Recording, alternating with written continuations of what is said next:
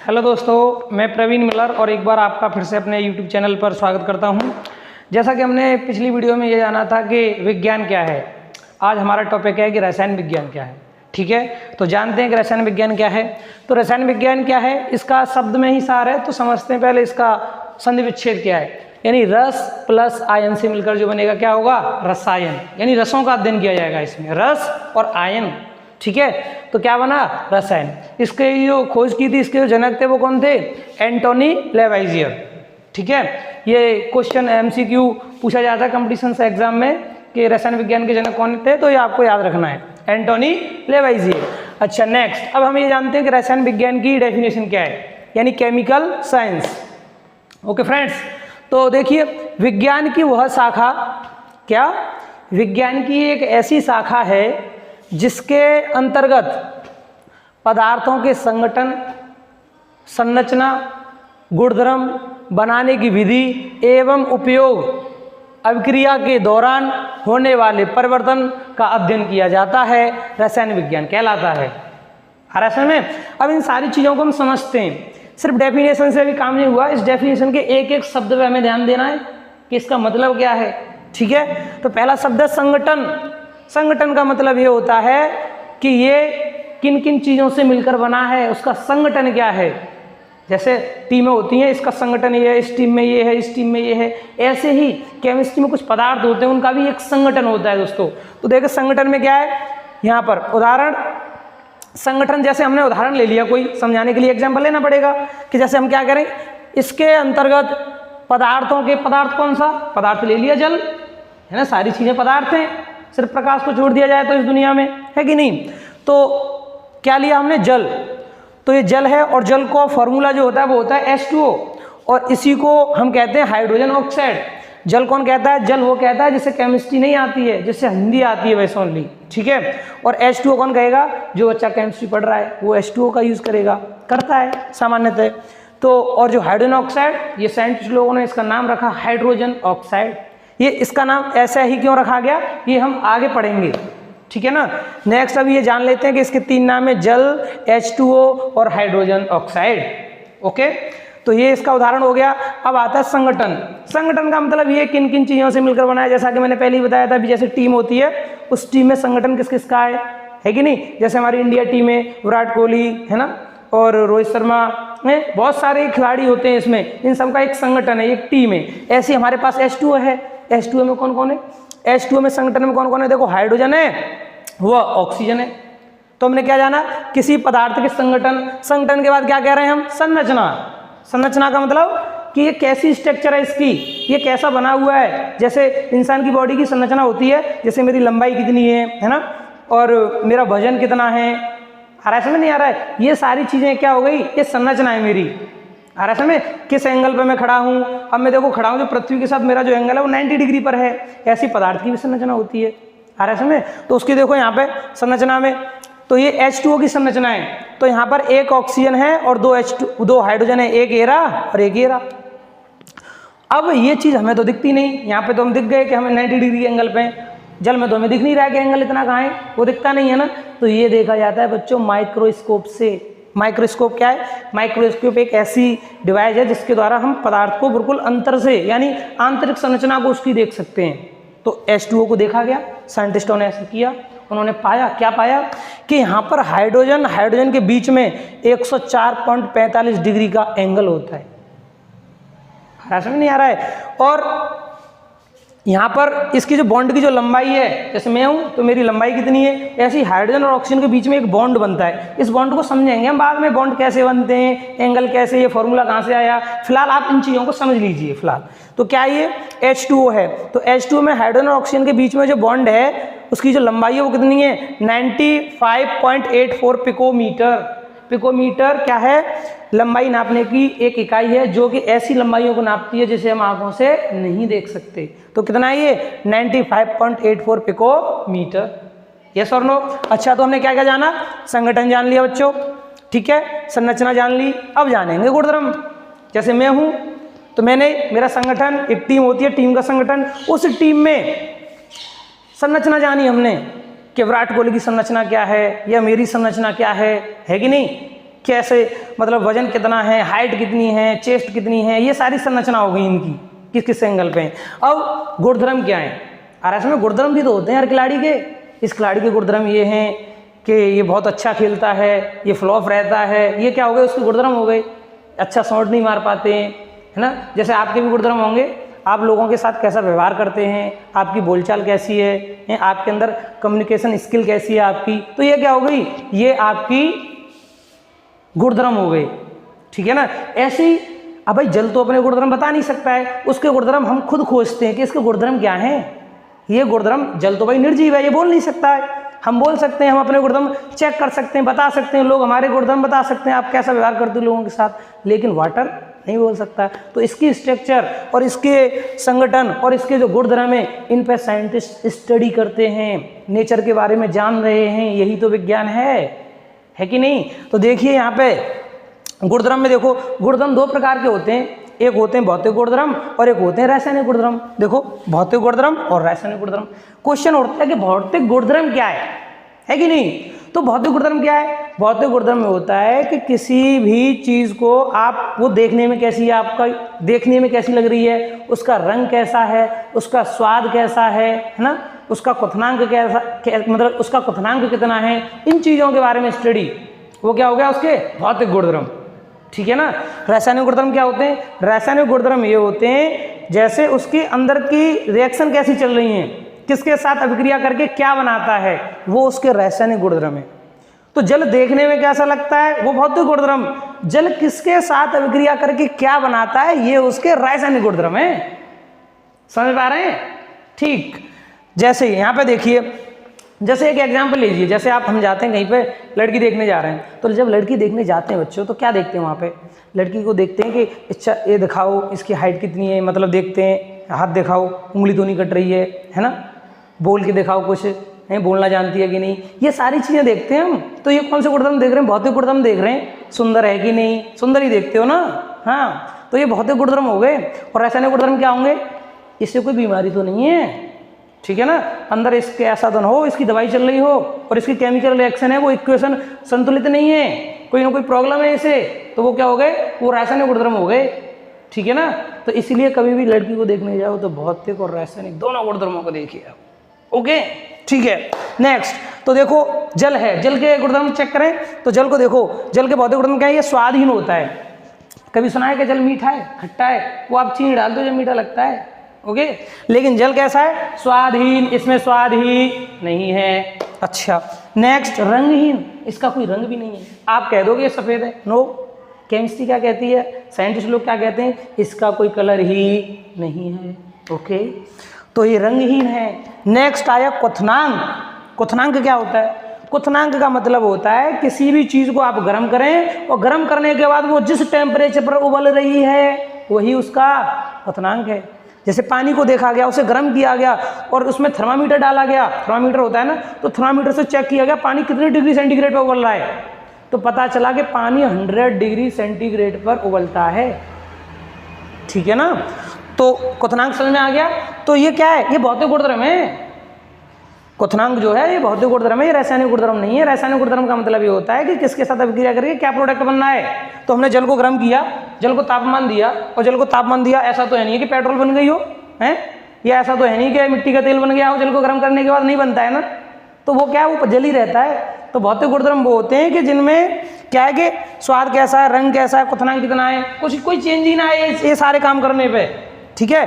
तो क्वथनांक कितना है, 100 डिग्री सेंटीग्रेड। नेक्स्ट, इसकी अवस्था कैसी है, जैसे मैं हूँ, मेरी अवस्था क्या है, आप हो, मेरी वीडियो देख रहे हो, आपकी अवस्था क्या है इस टाइम पे, इस टाइम पे आपकी जो अवस्था है, आपके शरीर में ठोस भी है, द्रव भी और गैस भी है। ठोस हमारी हड्डी है, द्रव हमारे अंदर ब्लड है कि नहीं द्रव अवस्था में, गैस सांसों को ले रहा हूँ, सांसों को छोड़ रहा हूँ, ये क्या है, ये गैस है कि नहीं। तो तीनों अवस्थाएं हैं मेरे अंदर। लेकिन द्रव में, द्रव अगर है तो वो लिक्विड अवस्था में पाया जाएगा, लेकिन द्रव में तीनों स्टेट पाई जाती हैं, ठोस भी, द्रव भी और गैस भी, है कि नहीं। लेकिन द्रव, अभी हम लिक्विड स्टेट के बारे में वो कर रहे हैं, तो लिक्विड स्टेट में पाया जाता है ये। हालांकि अगर आप इसे फ्रीज में रखोगे तो ये जम जाएगा, ठीक है, फ्रीज से बाहर निकालोगे तो ये एवोपरेट होने लगेगा, वेपर बनेंगी, इसकी वाष्प बनेंगी, है कि नहीं।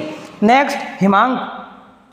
हिमांक का मतलब क्या है, हिमांक यानी जो हमारा जल है वो कितने डिग्री सेंटीग्रेड पे जमता है। ये भी तो एक तापमान है, ये भी तो एक टेम्परेचर है, वो बात अलग है, ये कम टेम्परेचर है। तो 0 डिग्री सेंटीग्रेड पे बर्फ हमारी जो पानी है, द्रव है, वो जम जाता है। ठीक है। इसके बाद आया ये पारदर्शक, ये भी एक भौतिक गुणधर्म है। ठीक है। तो जल को जब तुमने जमाया, ऐसा तो है नहीं कोई नई चीज बनी, बर्फ ही तो बनी, बर्फ भी तो पानी ही है। अब नेक्स्ट है पारदर्शक। पारदर्शक का मतलब ये पारदर्शक, इसमें से आर पार हम देख सकते हैं। तो ये कैसे गुणधर्म है इसके? भौतिक गुणधर्म बच्चों। अब आए रासायनिक गुणधर्म। रासायनिक गुणधर्म क्या होते हैं? रासायनिक गुणधर्म जैसे कि मैंने बताया कि किसके साथ अभिक्रिया करके क्या बना रहा है, ये रासायनिक गुणधर्म है जल के। तो जल को देखा गया, साइंटिस्टों ने देखा कि जल की क्रिया सोडियम से करा के देखी। सोडियम एक पदार्थ है जो कि काफ़ी मुलायम है, चाकू से काटा जा सकता है, और इसको जल में डाल के देखा गया। तो जैसे ही सोडियम को जल में डाला तो जल में आग लग गई। आपको विश्वास नहीं होगा, ये वीडियो आप YouTube पे सर्च करिए कि जब सोडियम को जल में डाला जाता है तो क्या होता है, तो आप पाएंगे आग लग जाती है वहाँ। और जब आग लगती है तो हाइड्रोजन गैस निकलती है, और हाइड्रोजन गैस ज्वलनशील होती है, और एक पदार्थ और बनता है जिसका नाम है सोडियम हाइड्रोक्साइड। तो अब ये मैंने H2 लिख दिया, ये सोडियम लिख दिया, तो इसका मतलब ये नहीं है कि ये जल है, ये जल नहीं है, ये जल का सूत्र है। आ रहा है, समझ नहीं आ रहा है? ये जल नहीं है H2O, ये जल नहीं है, ये जल का सिंबल है, सूत्र है। जैसे मान लो आपका कुछ नाम है, मान लो किसी बच्चे का नाम अमित है, मैं लिख दिया यहाँ पे अमित, तो क्या ये अमित है? अमित तो वहाँ बैठा है, ये क्या है? ये उसका सिंबल है। तो पढ़ाई ऐसी होती है बच्चों, सिंबलों से उसे समझा जाता है। ये यहाँ पे सारे सिंबल हैं, इस चीज़ से इसको समझ रहे हैं हम, है कि नहीं? तो देखो सोडियम, तो सोडियम का जो प्रतीक है वो क्या है? Na से इसे शो करते हैं। और इसकी क्रिया किससे कराई गई? जल से। तो प्रैक्टिकली देखा गया, जब इसकी क्रिया जल से कराई गई तो सोडियम हाइड्रोक्साइड बना। और सोडियम हाइड्रोक्साइड एक ऐसा पदार्थ है जो स्वाद में कड़वा होता है। और दूसरी गैस क्या बन रही थी? Hydrogen gas. नेक्स्ट, अब इसी सोडियम की क्रिया, ये तो हो गई इसकी अभिक्रिया। अब इस रिएक्शन को भी बैलेंस करेंगे। भाई आपने किसी को 10 रुपये दिए तो कितने लोगे? 10 ही लोगे ना। तो यहाँ पर सोडियम की क्रिया जब जल से कराई गई तो ये देखा गया कि सोडियम के और जल के पार्टिकल यानी कण कितने हैं। तो यहाँ पे हाइड्रोजन के कण कितने थे? 2 थे, ऑक्सीजन का 1 था, और सोडियम का भी 1 था, है कि नहीं? तो टोटल पार्टिकल कितने थे? 2, 3 और 1 4 थे। इधर भी कितने होने चाहिए? उतने ही, है कि नहीं? तो यहाँ पे क्या करेंगे हम? देखो हाइड्रोजन के अब बैलेंस करने, तो यहाँ पे हाइड्रोजन 2 हैं, और यहाँ पे हाइड्रोजन कितनी निकली? 2 और 1 3। यही तो होता है केमिस्ट्री में बच्चों, पता नहीं चलता है कब क्या बन जाता है। कितने हो गए? जादू सा, 2 हाइड्रोजन थे 3 बन गए, है कि नहीं? मैंने यहाँ 2 रुपये रखे, 3 हो जाएंगे? नहीं होंगे, लेकिन यहाँ होता है। आ रहा है समझ में? नहीं आ रहा है? देखो 2 हाइड्रोजन के लिए यहाँ 3 बन गए, 2 और 1 3। सोडियम 1 का 1 ही रहा। अब इसको बैलेंस करना पड़ेगा, जब यहाँ 3 बने तो यहाँ भी 3 करना पड़ेगा। उस 3 को करने के लिए किसी न किसी संख्या से, किसी न किसी नंबर से आप गुणा करोगे। तो गुणा करते हैं, आओ। तो देखो यहाँ हाइड्रोजन कितने हैं? 3, और यहाँ पे 2 हैं। तो क्या किया जाए भाई? तो इस वाले में मैंने 2 से गुणा कर दिया। तो यहाँ हाइड्रोजन कितने हो गए? इस साइड पे 2, इस 2 का गुणा इस सारे में, ध्यान रखना ये 2 का गुणा बच्चों इस सारे में है 2 और 2, ये 4 हाइड्रोजन हो गए, और 4 हाइड्रोजन इधर है। देखो 2 दूनी 4, इधर भी 2 से मल्टीप्लाई होगा ना बैलेंस करने के लिए, ठीक है। और सोडियम देखो, सोडियम यहाँ 2 हो गए, जैसे 2 से गुणा पड़ा सोडियम का खेल बिगड़ गया, और सोडियम के खेल को भी सही करना है तो फिर से यहाँ पे 2 से गुणा करना पड़ा, है कि नहीं? तो देखो ये रिएक्शन बैलेंस हो गई। ये रिएक्शन बैलेंस है, और ये सिर्फ रिएक्शन लिख दी हमने और यहाँ पे इसको बैलेंस किया। तो ये क्या हो गए? जल के रासायनिक गुणधर्म किसके साथ अभिक्रिया करके क्या बनाता है। नेक्स्ट, अब जल का एक और रासायनिक गुणधर्म देखा हमने। अब जल को हमने उसमें नहीं डाला, सोडियम में, या सोडियम में जल को नहीं डाला। अब हमने क्या किया? जल लिया और नमक में डाल दिया। नमक का फॉर्मूला NaCl, जिसे आप नमक कहते हैं, है ना, नॉन भी कहते हैं कुछ बच्चे इसे, ठीक है। तो इसको क्या किया हमने, और जो साइंटिस्ट लोग हैं, जो पढ़े लिखे हैं, जिन्हें केमिस्ट्री आती है अच्छे से, वो कहते हैं इसे सोडियम क्लोराइड। सोडियम क्लोराइड तो लाइए, उसमें जल को तो डालिए। तो डालते हैं, डाल दिया तो क्या बना? सोडियम हाइड्रोक्साइड बना, हाइड्रोजन गैस बनी और क्लोरीन गैस बनी। बच्चों ये प्रैक्टिकली देखा गया है, ऐसा नहीं है कि मैंने दिमाग में मैंने H2 लिखा, NaCl लिखा, कुछ भी बना दिया। नो, ऐसे नहीं होता है।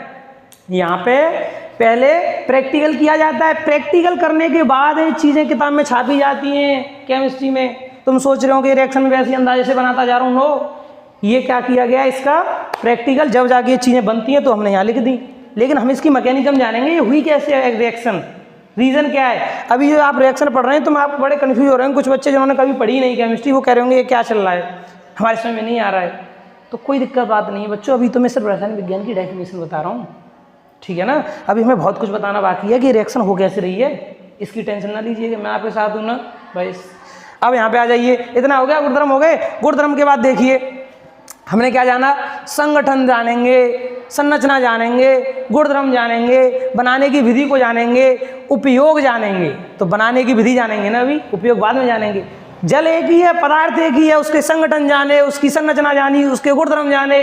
टीम थी ना, एक संगठन था, संगठन के संरचना जानी, संगठन का गुणधर्म जाना कि किसका कैसा गुणधर्म है, आपके गुणधर्म कैसे हैं, झूठ बोलते हो, क्या करते हो, वही चीजें। अब बनाने की विधि, बनाने की विधि को देखते हैं, ये बना कैसे। तो बच्चों जब जल का निर्माण हुआ ना जब पृथ्वी पे, तो पहले ही हो चुका था, हाइड्रोजन और ऑक्सीजन की रिएक्शन हुई और हाई टेम्परेचर पर ये रिएक्शन हुई थी पहले, और जल बन गया था।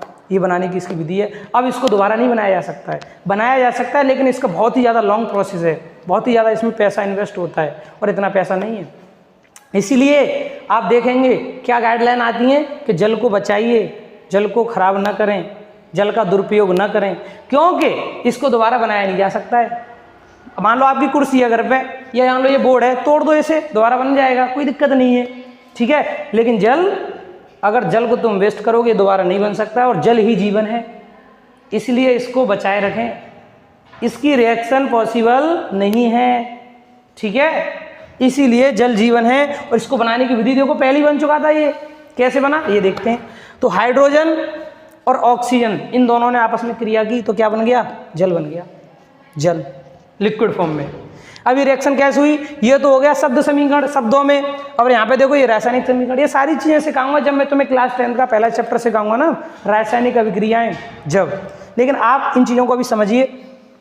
तो यहाँ पर क्या है, हाइड्रोजन प्लस ऑक्सीजन दोनों क्रिया करी, नई चीज बन गई जल। और देखो मजे की बात देखिए आप कि यहाँ पे हाइड्रोजन और ऑक्सीजन के गुणधर्म अलग अलग हैं। ऑक्सीजन किसी चीज को जलाने में सहायक है, ऑक्सीजन किसी चीज को जलाने में सहायक है, और इनसे जो बना, और ये हाइड्रोजन जलती है, हाइड्रोजन जलती है और ये जलाने में हेल्प करती है, कौन, ऑक्सीजन। तो इन दोनों के कंबंशन से, इन दोनों की क्रिया से क्या बना, जल। और जल आग को बुझाता है। देख रहे हो केमिस्ट्री का जादू है कि नहीं।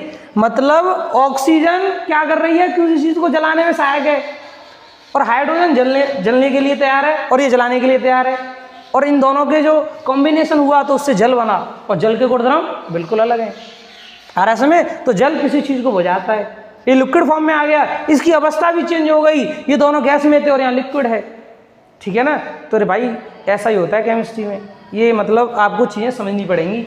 ये क्या है, हमारे आसपास जो घटना घट रही है उनके बारे में तो अध्ययन कर रहे हैं। जितना भी ये है, क्या है ये, हमारी प्रकृति में ये सारी चीजें हैं, और उनके साथ ही घटनाएं घट रही हैं, उनको ही तो जानना है। इसमें कोई हम रॉकेट साइंस नहीं पढ़ रहे, ठीक है। अब देखो ये हो गया शब्द समीकरण, ये है रासायनिक समीकरण, और अगला है संतुलित रासायनिक समीकरण। तो केमिस्ट्री में हमें जो भी हमारी रिएक्शन होती है उसको हमें कंप्लीट करना पड़ता है। ये एक रासायनिक अभिक्रिया है, इनको ही तो पढ़ेंगे हम पूरी केमिस्ट्री में, यही सारी चीजें आएंगी ज़्यादातर। तो देखो यहाँ पे हाइड्रोजन कितने थे, 2 हाइड्रोजन थे, 2 हाइड्रोजन बने, अच्छी बात है। ऑक्सीजन 2 थे, ऑक्सीजन 1 ही बना, क्योंकि जल के फॉर्मूले में देखो H2O। तो इसके लिए क्या करना पड़ेगा, हमें बैलेंस करना पड़ेगा, दुनिया को बैलेंस करना बहुत ज़्यादा जरूरी है। बैलेंस नहीं करोगे तो प्रॉब्लम हो जाएंगी, ठीक है ना। तो बैलेंस करते हैं, बैलेंस करने के लिए क्या करेंगे हम, यहाँ पे 2 हाइड्रोजन है, यहाँ पे 2 हाइड्रोजन है, नो प्रॉब्लम एट ऑल। यहाँ पे 2 ऑक्सीजन है, यहाँ पे 1 ऑक्सीजन है, क्या करें भाई, इसमें 2 से मल्टीप्लाई कर दें, तो 2 दूनी 4 तो हाइड्रोजन हो गए और 2 ऑक्सीजन हो गए, ठीक है ना। और यहाँ पे देखो 2 दूनी 4 हाइड्रोजन ये रहे और 2 ऑक्सीजन ये रहे, तो 2 ऑक्सीजन यहाँ थे, 2 ऑक्सीजन यहाँ, 4 हाइड्रोजन यहाँ, 4 hydrogen, reaction balance, no problem at all, है कि नहीं। तो यहाँ से यहाँ पर जब 2 से मल्टीप्लाई करते हैं तो ये समझो सारे में मल्टीप्लाई होता है। जैसे गणित में आपने पढ़ा होगा, जैसे मान लीजिए x + y है और इसमें 2 से मल्टीप्लाई कर रहे हैं, तो ये 2 किसके साथ है, x के भी साथ है और y के भी साथ है। इस चीज़ को ध्यान रखना, ठीक है। सेम एज यहाँ पे 2 से जब मल्टीप्लाई किया तो भाई ये जो 2 है पूरे H2O के साथ है, H2O के अंदर जो भी पार्टिकल आ रहे हैं उन सबके साथ है, सबका साथ सबका विकास, इसीलिए सेम एज यहाँ पे ऐसा ही आया। ओके नेक्स्ट, अब हमने क्या क्या जान लिया, देखो संगठन जाना, संरचना जानी, गुणधर्म जाने, बनाने की विधि जानी। अब उपयोग जानेंगे। भाई हम कोई चीज़ पढ़ रहे हैं तो जिंदगी में उसका उपयोग भी है ना, खाना थोड़ी ना पढ़ रहे हैं, ठीक है ना। आप मेरी वीडियो को देख रहे हैं, इसका कुछ महत्व होगा आपके लिए और वीडियो से ज़्यादा, जब ही ना देख रहे हैं। तो सेम एज यहाँ पे उपयोग, इसका उपयोग क्या है? देखो, पीने में, जल को पीते हैं, खाने में, खाना बनता है तो खाने में इसका उपयोग होता है। नेक्स्ट, धोने में, धोने में ध्यान रखें, धोने में, और अगला नहाने में, आदि इत्यादि, है कि नहीं? तो जल का उपयोग देखो पीने में, खाने में, धोने में, नहाने में, और बहुत सारी जगह में बताऊंगा तो पूरा बोर्ड बढ़ जाएगा। आप समझते हैं इन चीज़ों को कहाँ कहाँ पे होता है। नेक्स्ट, तो देखो ये थी एक्चुअल में केमिस्ट्री की डेफिनेशन ये थी, और समझाना मुझे इतना पड़ा जिससे कि तुम्हारी समझ में आ जाए कि केमिस्ट्री है क्या। तो कोई भी पदार्थ हो दुनिया में, हम उसके बारे में, उसके संगठन पढ़ते हैं, उसकी संरचना पढ़ते हैं, और उसके गुणधर्म पढ़ते हैं, उसको बनाने की विधि पढ़ते हैं, और उसके उपयोग भी पढ़ते हैं। ठीक है, ये है केमिस्ट्री की ये डेफिनेशन है ओनली। तो समझिए, आप इस चीज़ को अपने आप खुद कर लेंगे। समझ में आ गया ना आपके भाई? अब अभिक्रिया के दौरान होने वाले परिवर्तन भी होते हैं। परिवर्तन मैंने बता दिया, ये अलग चीज़ थी और ये अलग चीज़ थी। नेक्स्ट, उपयोग हो गए पीने में, खाने में, धोने में, नहाने में और आदि, ये इसके उपयोग हो गए। हर चीज़ का कुछ ना कुछ उपयोग है, कोई भी चीज़ दुनिया में वेस्ट नहीं है। ठीक है ना, उसका उपयोग है, और उपयोग हमने जान लिए। यही तो पढ़ाई है। पढ़ाई क्या है? हमारी जो पृथ्वी है, इसमें जो घटनाएं घट रही हैं उनके बारे में ही तो जान रहे हैं, और कोई नई चीज़ है क्या? नहीं। बच्चा समझता हुआ है केमिस्ट्री, ये है वो है, कुछ नहीं है। हमारे आसपास घटना घट रही है, बच्चों उनका बस अध्ययन कर रहे हैं, और हमारे पास मेमोरी है ना, उस मेमोरी में इन चीज़ों को रीड नहीं कर सकते समझ के? बिल्कुल कर सकते हैं। इंसान है ना, जानवर थोड़ी ना है। ठीक है ना। नेक्स्ट देखिए, अब यहाँ पे अब तुमने एक चीज़ देखी, ये जो रासायनिक अभिक्रिया जितनी भी हुई है यहाँ तक, तो यहाँ तक आपने क्या पाया कि कुछ ना कुछ चेंजेस हुआ है जब भी रासायनिक अभिक्रिया हुई है। तो रासायनिक अभिक्रिया हमारे दैनिक जीवन में हो रही है, केमिस्ट्री डेली लाइफ में जो डेली यूज हो रही है, पूरी बॉडी में केमिस्ट्री यूज हो रही है। मैं आपको पढ़ा पा रहा हूँ, मेरी रिएक्शन बैलेंस है। नेक्स्ट देर में बुखार आ गया ना तो बैलेंस बिगड़ जाएगा, आ रहा समय, फिर पढ़ा नहीं पाऊंगा आपको। डॉक्टर के पास जाऊँगा, डॉक्टर मुझे दवाई देगा, कहेगा इसे खाइए और आपकी रिएक्शन बैलेंस हो जाएगी। ठीक है ना। तो अब मैं पढ़ा क्यों पा रहा हूँ तुम्हें? क्योंकि मेरे अंदर मेरी जो रासायनिक अभिक्रिया हो रही है वो बैलेंस है, मुझे कोई प्रॉब्लम अब नहीं है। बुखार आएगा, रिएक्शन बैलेंस नहीं होगी, कोई ना कोई गड़बड़ी हो गई होगी, इसलिए गोली देगा, मैं सही हो जाऊंगा।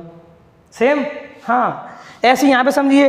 तो कुछ रासायनिक विज्ञान की क्रियाएं, तो रसायन विज्ञान से डरिए मत। रसायन विज्ञान ही तो आपका पूरे जीवन में, पूरी जिंदगी में रसायन विज्ञान चल रहा है, आपके पूरी लाइफ में केमिस्ट्री चल रही है। ठीक है, जब तुम उठते हो, सांस ले रहे हो, देखो सांस ले रहे हो, ऑक्सीजन ले रहे हो, CO2 छोड़ रहे हो, तुम कह रहे हो केमिस्ट्री समझ में नहीं आती। अरे यार, ऑक्सीजन ले रहे हो, CO2 छोड़ रहे हो, इस चीज़ को आप प्रैक्टिकली लेना। किसी भी चीज़ को पढ़ो, किसी भी चीज़ को पढ़ो तो उसे प्रैक्टिकली उसकी इमेजिन बनाओ, उसकी पिक्चर बनाओ माइंड में, अपने आप याद हो जाएगी। ठीक है ना। तो ऑक्सीजन ली, अब ऐसा नहीं कि ऑक्सीजन ये क्या, ऑक्सीजन O2 है, ये दिख नहीं रही है, इसे माइक्रोस्कोप लेवल पे देखना पड़ता है। वो गई अंदर, सांस ली, अंदर उसने रिएक्शन किया किसके साथ? हमारे अंदर जो खाना होता है, जो हम रोटी चावल वगैरह खाते हैं, उनसे ग्लूकोज बनता है, और ग्लूकोज से रिएक्शन करने के बाद CO2 गैस निकलती है। अब मैं जब बोल रहा हूँ तो CO2 भी निकल रही है, और मेरे मुंह से कुछ वाटर के पार्टिकल भी निकल रहे हैं, जल भी निकल रहा है, और मैं आपको पढ़ा पा रहा हूँ, मेरे अंदर से ऊर्जा निकल रही है। सिंपल है।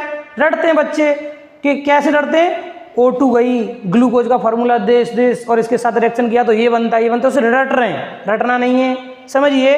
ये डेली लाइफ में हो रहा है कि नहीं? ऑक्सीजन गई, ग्लूकोज से रिएक्शन हुई, CO2 बाहर निकली, क्या प्रॉब्लम है? C6H12O6 ग्लूकोज होता है, और O2 अंदर गया, उसने रिएक्शन किया, CO2 को बाहर निकाल दिया, H2O को निकाल दिया। हाँ, लेकिन अभी हम जानेंगे इसकी मैकेनिज्म, ये हो कैसे रही है, लेकिन ये ना समझें कि ज़्यादा टिफिकल है ये चीज़ें। ठीक है। नेक्स्ट, कुछ रासायनिक विज्ञान की क्रिया, जैसे दही का बनना। एक चीज़ और ध्यान रखें, जब भी रासायनिक क्रिया होगी इसमें बैक गियर नहीं पड़ेगा।